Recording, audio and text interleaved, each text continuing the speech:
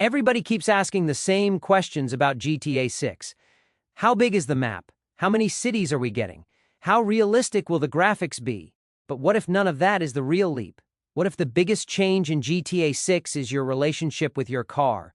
Not how fast it is, not how shiny the reflections look, not how expensive it is, but how much it actually matters to you. Because in GTA 5, cars are disposable. You crash one, you steal another. Flip one, you abandon it. Blow one up, you call insurance and move on. There's no attachment, no consequence, no memory. Cars are basically just transport between moments of chaos. But Rockstar already showed us a completely different philosophy in Red Dead Redemption 2. They took something simple, a horse, and turned it into a relationship. You fed it, you brushed it, you calmed it when it panicked. And over time, trust built between you and that horse. The more you invested in it, the better it performed. It stopped being a movement mechanic and became a system built around connection. So the real question for GTA 6 is this: how do you make players feel that same connection with a car? Welcome to the Wild Griever Show. Thanks for tuning in. If you enjoy these kinds of discussions about Rockstar design and GTA 6 speculation, consider liking and subscribing.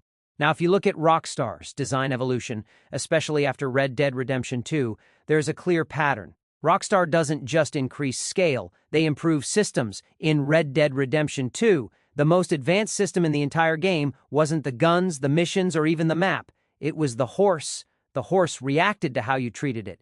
It performed better the more you bonded with it. Rockstar took something that used to be simple transportation and turned it into something players actually cared about. So if we look ahead to GTA 6, what's the modern equivalent of a horse? Obviously, it's the car.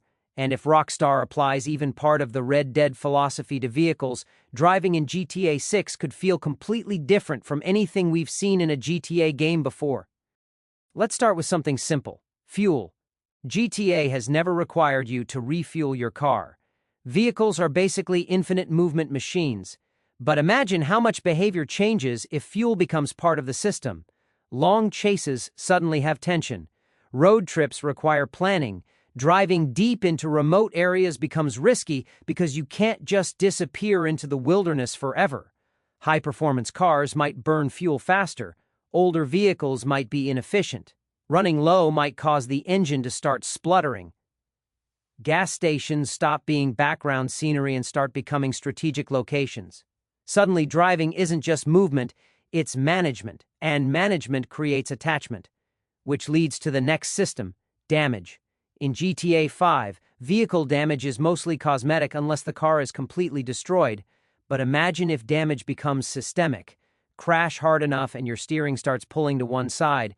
Your suspension compresses. Your engine begins overheating. Now reckless driving actually costs you something beyond visual dents. And when something becomes fragile, it also becomes valuable. That's exactly what Rockstar did with horses in Red Dead Redemption 2. You didn't throw your horse off a cliff for fun because it wasn't disposable. Now imagine GTA 6 treating your personal vehicle the same way. You can still steal cars, of course, it's GTA, but your own vehicle might evolve over time. You maintain it, upgrade parts, repair specific components, maybe certain missions require a vehicle that's actually in good condition. If Rockstar leans into realism, neglecting your car might slowly reduce its performance. Suddenly, the vehicle isn't just transport, it becomes something you depend on. And then there's the interior.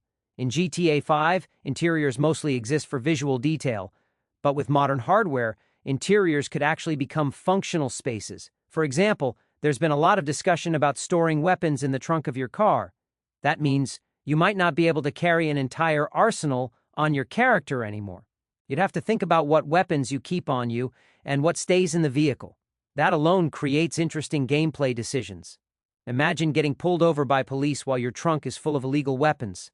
What starts as a routine traffic stop suddenly turns into a tense moment. Maybe police can stop vehicles for minor infractions. Broken lights, suspicious plates, erratic driving. Small details like that create emergent gameplay. And Rockstar thrives on emergent systems. But let's take it a step further. Breakdowns. In real life, cars fail. So what if in GTA 6 high-mileage vehicles become unreliable? Cheap cars stall occasionally. Flooded streets damage engines. Over-revving causes wear over time. Now, obviously, Rockstar would have to balance this so it stays fun.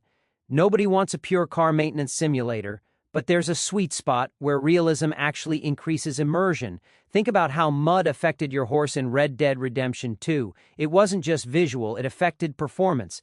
Now imagine Miami-style storms in Vice City, heavy rain affecting grip, flooded streets stressing engines, vehicles behaving differently depending on the environment.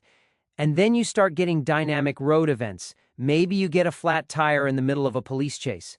Maybe your engine starts smoking after pushing it too hard. Maybe the radiator fails while you're stuck in traffic trying to escape. Now you're not just escaping the police. You're managing a failing machine. That kind of tension isn't scripted. It comes from systems interacting with each other.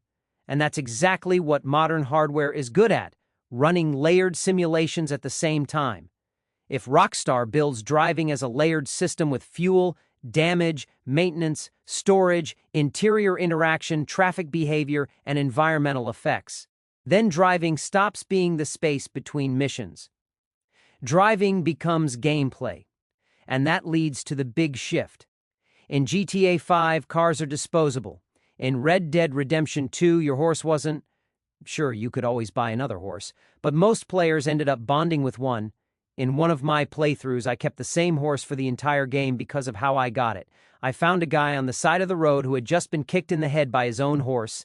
Naturally, I took the horse, and suddenly that horse had a story. That's the power of systems creating memories.